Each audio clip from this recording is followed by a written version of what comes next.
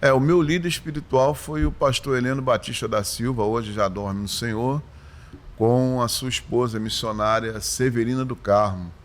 Eles que me ensinaram de forma direta tudo aquilo que eu posso dizer que é base da minha estrutura espiritual, né? Em termos de conhecimento de vida eclesiástica, né? Não diria a vida acadêmica, porque depois a gente vai, estuda, aquela coisa toda, né? Mas vida eclesiástica, tudo que eu sei se baseia naquilo que eu aprendi desse casal, mais diretamente. Claro que aprendi com outros também, né? Eu poderia citar aqui outros nomes, mas a base estrutural da minha vida eclesiástica, pastor Heleno e missionário Severino. Olha, eu não vou dizer assim uma fala, né? Ou uma realização específica, né? Eu vou falar sobre uma conduta que ele tinha, que marcou muito a minha vida e até hoje me acompanha. Pastor Heleno era um homem extremamente sério, entendeu? Principalmente em relação às coisas da igreja, às coisas do reino de Deus, mas também muito sério na vida pessoal dele. Ele era um camarada muito honesto, ele era incapaz de dizer alguma coisa e não cumprir, tratar alguma coisa e não cumprir. Então, se eu pudesse caracterizar uma, né, das tantas boas características do pastor Heleno, eu diria fidelidade, lealdade, né? Isso caracterizou o pastor Heleno ao longo da sua vida e eu tento, né, imitá-lo. Não cheguei perto ainda, né? Vamos dizer assim que eu estou lá nos pés ainda, nos artelhos, né? Nas canelas dele, né? Mas eu tento imitar. Ele foi um homem fiel e leal, né, a tudo aquilo que ele se propôs fazer, entendeu? E se propôs viver, né, ao lado da sua família. Os amigos eram amigos de verdade.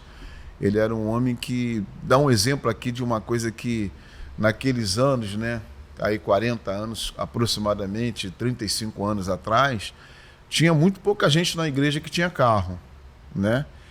E eu comecei a ser pai depois de 1 ano de casado.